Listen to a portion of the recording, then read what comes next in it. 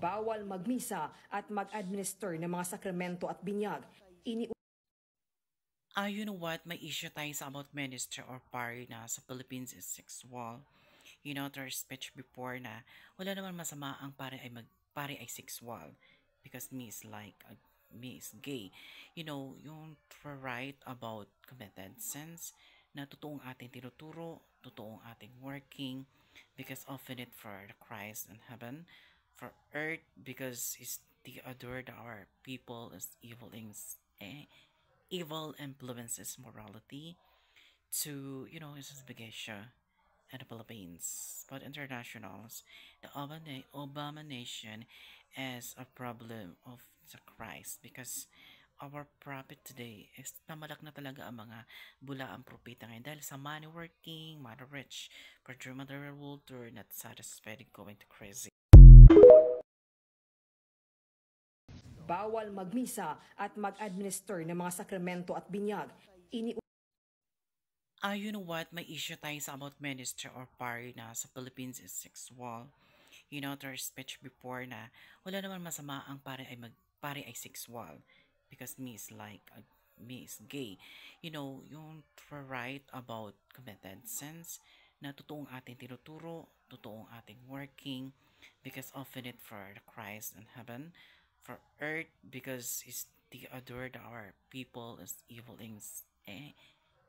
influences morality to, you know, is Bagasha and the Philippines. But internationals, the Obama nation is a problem of the Christ because our prophet today is namalak na talaga ang mga bulaang propeta ngayon dahil sa money working, money rich, for material world not satisfied going to crazy. Island sitting on the white sand. Guess if I'm in love with you, cause with you, boy, I'm going crazy. Could be my baby, I could be a lady. Oh, oh, oh. Di na mawala ng kilig na bigay diyan, kasi para bang di na makikita. Bawal magmisa at mag-administer ng mga sakramento at binyag. Iniutos ito ni Cardinal Jose Advincula kay Father Alfonso Valesa. Nagugat yan sa pagtanggi ni Father Valesa sa utos ni Cardinal Advincula na bakantihin ang St. Joseph Parish sa Gagalangin Tondo bilang parochial administrator epektibo noong June 3. May mga groups na against sa kanya, may mga groups na nakakampi niya. So, very divided ng parish. So, parang mainit na yung conflict sa parish. So, because of yung